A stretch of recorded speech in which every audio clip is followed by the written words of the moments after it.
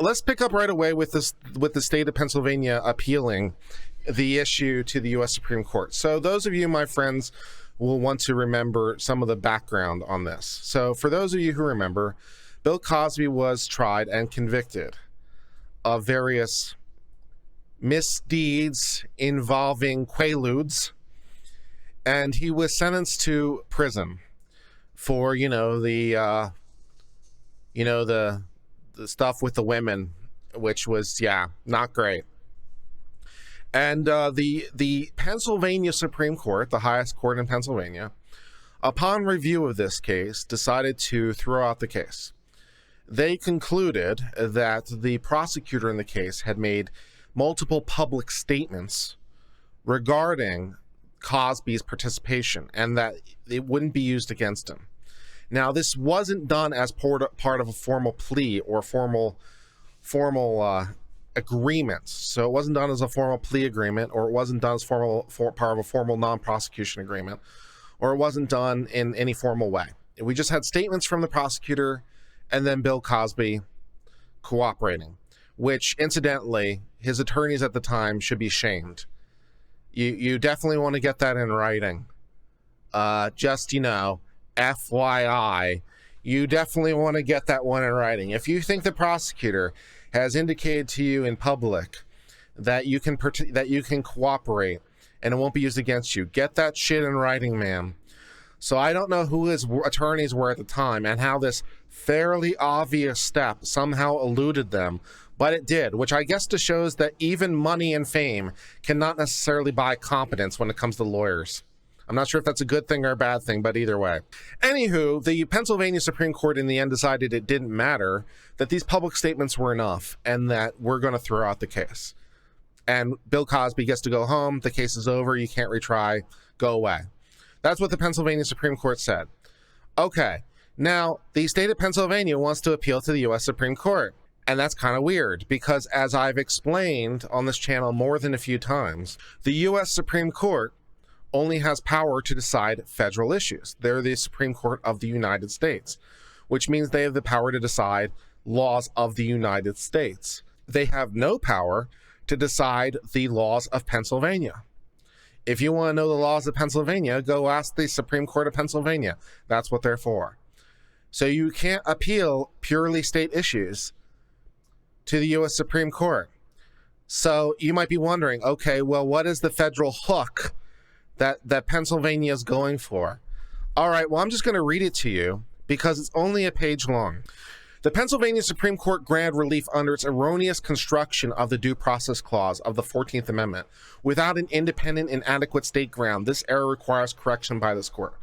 All right, so what they're saying here is that the Pennsylvania Supreme Court, when it decided the issue, decided it had to throw out the case because of federal law. Right? Federal law is superior to state law, because of the Supremacy Clause. And so what the state of Pennsylvania is trying to claim is that the Pennsylvania Supreme Court, when they decided the issue and they threw it out, they were basing their decisions on federal law, on federal decisions, and they've misread the federal decisions. And they also say there's no independent and adequate state ground. Because, as I mentioned, Pennsylvania law is an issue solely for Pennsylvania. So if you assume, for the moment, the 14th Amendment does not require this, Pennsylvania, as always, can go further. There's nothing preventing them from going further. They can always do more.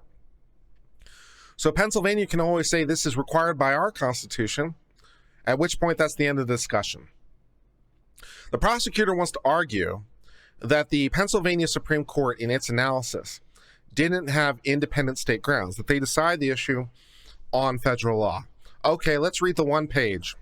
In reversing defendant's conviction and barring further prosecution, the Pennsylvania Supreme Court held that when a prosecutor makes an unconditional promise of non-prosecution, and when the defendant relies upon that guarantee to the detriment of the constitutional right not to testify, which sounds suspiciously like equitable grounds rather than legal grounds, the principles of fundamental fairness that undergirds due process of law in our criminal justice system demands the promise be enforced.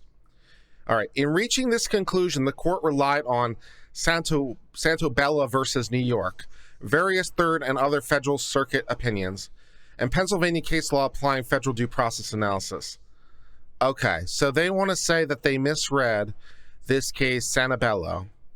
They misread Third Circuit precedent, which they're in the Third Circuit. They misread other circuits' opinion, and and all the case law they cited applied federal due process analysis. Now, I sped read the decision, my friends. I sped read the decision, the original decision, which I won't, make you go through. But I read the original decision from the Pennsylvania Supreme Court, and I saw quite a lot of citations to Pennsylvania law, it seemed to me. I did see them cite this case, Santabello. I did, but it was for like one sentence, right? They have one sentence, and they say, see this case, right? So they're kind of throwing it away as an aside or as part of their rationales as they're thinking through the issues. Incidentally, not only did Pennsylvania cite this case from the U.S. Supreme Court and cite the Third Circuit and cite other federal circuits, you know what else they did? They also cited cases from other states. They cited cases from other states. There was a whole footnote where they described, decisions from other states, like Utah, for example, And Pennsylvania is trying to figure out what its own state law is. And Pennsylvania, in the process of figuring out what its own state law is, can do whatever the hell it wants because it's the state of Pennsylvania, right? So there's nothing requiring them to. On the other hand, there's nothing stopping them from doing it. So they're like, okay, we want to go consult a bunch of states on their law. So here's a citation from this case in Utah. Here's a citation from some other state and another state and another state. Here's something the U.S. Supreme Court said once. Here's something the Third Circuit said once. Here's some other federal cases. Here's a whole bunch of citations to our own case law. It sounds and reads very much to me, my friends, on a speed read, and it is a speed read, I will admit. But it reads to me, my friends, like here's a whole bunch of people who have opined on subjects around this issue. And we, as the Pennsylvania Supreme Court, have decided, because we want to, because we can, we have decided to look at what other states / other places have done in part of determining our law. Now, incidentally, at the end of that process, they can say, because when it comes to Pennsylvania Supreme law, they're master, remember? So they can say, hey, the U.S. Supreme Court said this, and the federal circuit said this, and Utah said this, and Florida said this, and South Carolina said this, and so forth and so on. And the next line after all that can be, and also screw all y'all, this is what we're going to do now. Because it's Pennsylvania, and they can do whatever the hell they want. They're a sovereign state. So when it comes to their own state law, they can be like, well, this is what every other state has done. This is what other people have done. We're going a different direction because we can, because we're sovereign. Or the exact opposite of those things. We're like, yeah, that's what everyone else thinks. We kind of think the same thing too. Either one of those things would be fine. Okay. So the court specifically noted under Pennsylvania law, federal and state due process principles generally are understood as operating coextensively. This seems to be true. But it didn't appear to me that it was really a due process-based issue. Right? The Pennsylvania Supreme Court didn't really seem to think or really say, that it was a due process issue. What they said is it's a matter of contract law, which is decidedly a state issue. Full stop. It's decidedly a state issue. So,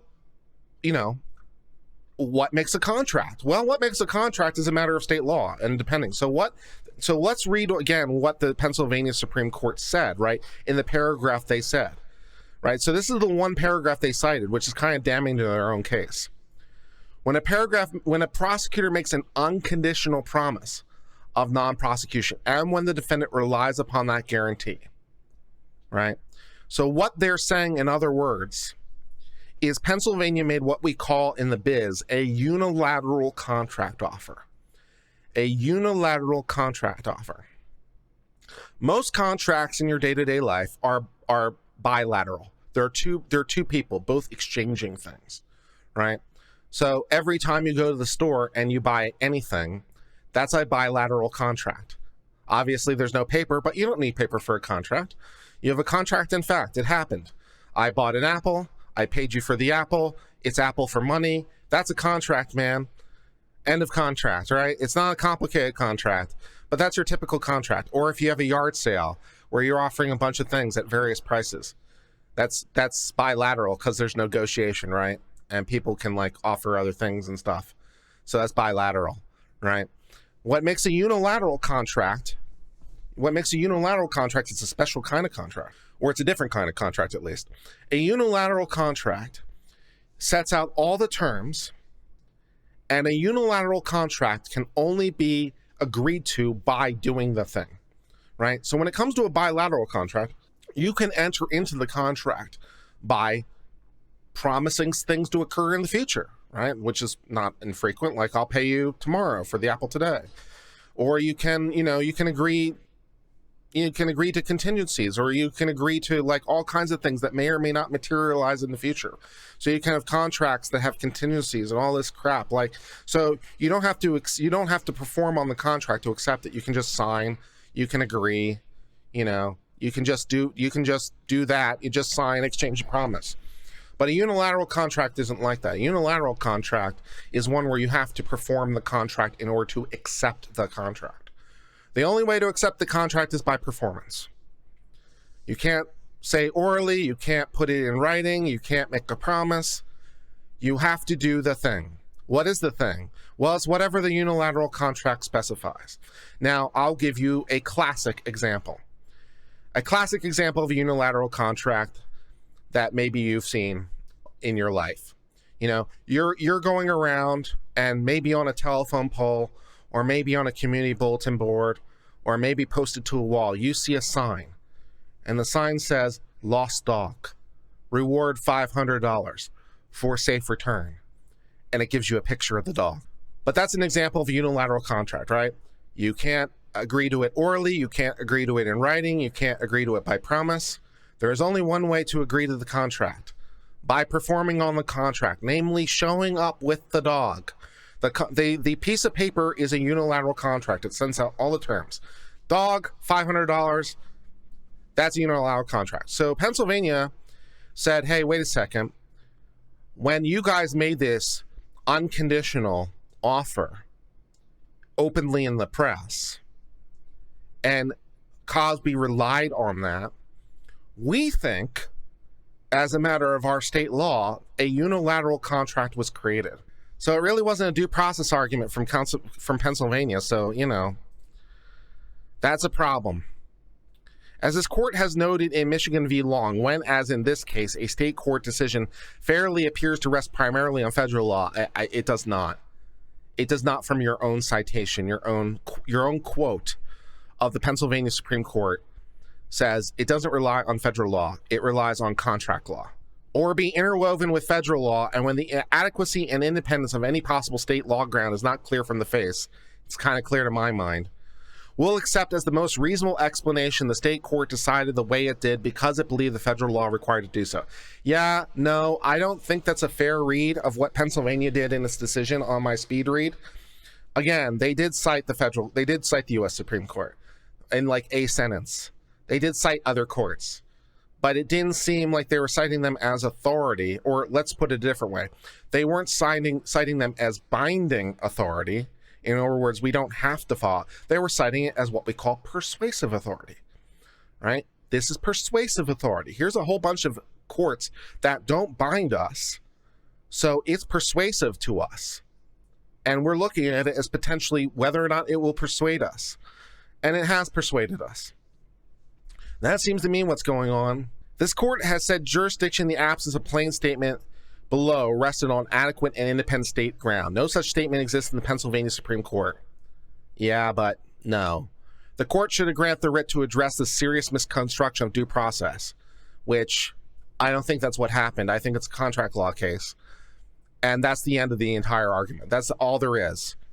That's all the things. That's all there is. Now, in addition, let's assume that's not all the things. Let's assume that your friend on civil law, as I admitted, sped read the agreement, or sped read the Pennsylvania decision, and is not speed reading it correctly. I haven't really done the full dive, so maybe when you really do the full analysis, or you really think about it really hard, maybe Pennsylvania somehow is right. Maybe it really is rooted on federal law, right? It's been rooted on federal law the whole time. Okay, I accept your premise. Does that mean the Supreme Court's likely to grant certiorari? Well, to answer that question, why don't we just go to the rules of the U.S. Supreme Court? Here are the rules of the U.S. Supreme Court. This is rule number 10 of the U.S. Supreme Court. Consideration governing review of a writ of certiorari. When will we agree to hear your case? Review on writ of certiorari is not a matter of right, but of judicial discretion. And then if we scroll all the way to the bottom, it says this: a petition for a writ of certiorari is rarely granted when the assessed error consists of erroneous factual findings or the misapplication of a properly stated rule of law. So if the screw up is they correctly cite the law, but they just merely misapply it, the Supreme Court doesn't do that very often. It's very, very rare. So let's just review our statistics in our head real fast. The grant rate for the U.S. Supreme Court is something like 0.6% or 0.7%. It's somewhere in that neighborhood. It's not great. It's roughly 1 out of every 170 cases, give or take, something in that neighborhood, right? So it's very, very unlikely in any case. Second of all, this case appears to rely squarely on state law issues, namely contract. And third of all, even if that wasn't true, the Supreme Court just told you in Rule 10, we are not going to grant certiorari merely because a state screwed it up. So I think the odds of the U.S. Supreme Court hearing this Cosby appeal are roughly 0. But, we could get surprised, I guess. But I don't think so. That seems pretty unlikely to my mind. So they can try anything they want. No harm in asking, I guess, but it's a waste of time. Thank you so much for being part of the Uncivil Law family. If you enjoyed this legal education content, please hit the subscribe button. It really helps the channel grow. We appreciate your continuing support. Until later, my friends, cheers and goodbye.